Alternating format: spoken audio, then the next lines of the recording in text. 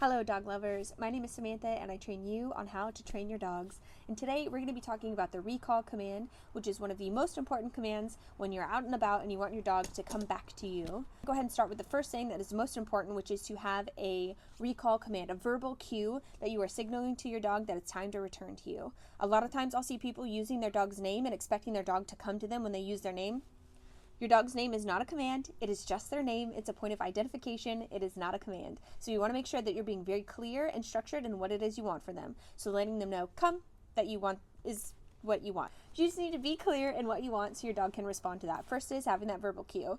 The second thing is going to have some sort of hand signal. You can have a sweeping arm towards your chest motion, or even from your chest down to the ground, and you have that straight hand. When you have that straight hand, your dog can touch their paw to your nose, and that's how they do the recall. Once you get your dog to come to you, they need to do a full sit. This isn't just a come in my direction and then just take off anytime you want. You want to make sure that your dog is coming to you, sitting, and then waiting for their release word, which is the last part of this. You want to make sure that you're releasing your dog so that way they know exactly when the behavior is over. They know when it started by your clear verbal cue and hand signal, and they know when it's over by your release word. It's going to be super important.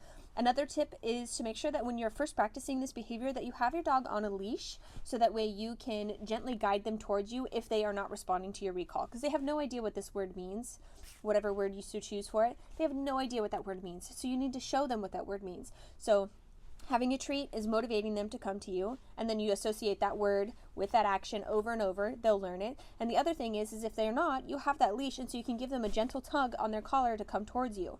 We are not fishing here. We are not reeling our dog in and tugging them all the way to us. We're going to give them a gentle tug of their collar and then have them come towards you, and you're going to go ahead and reward for that behavior. To repeat our steps, we're going to have our verbal cue, our hand signal, and a release word. Come, sit, and okay. When you choose your release word though, you want to make sure that you're not using something that you use all the time in your language. I do find that okay is a really easy release word, but I've also found that we use okay in our language skills all of the time. So sometimes people will say like, okay, sit. So if that's something that you find yourself doing, use a release word that's something like free or done, so that way you're not stumbling over your words and giving the wrong signal at the wrong time, because our dogs do need us to be very clear so that way they know exactly what we want from them. And that's part of being a good trainer, is being clear and solid in your expectations. If you found this information helpful, smash that follow button.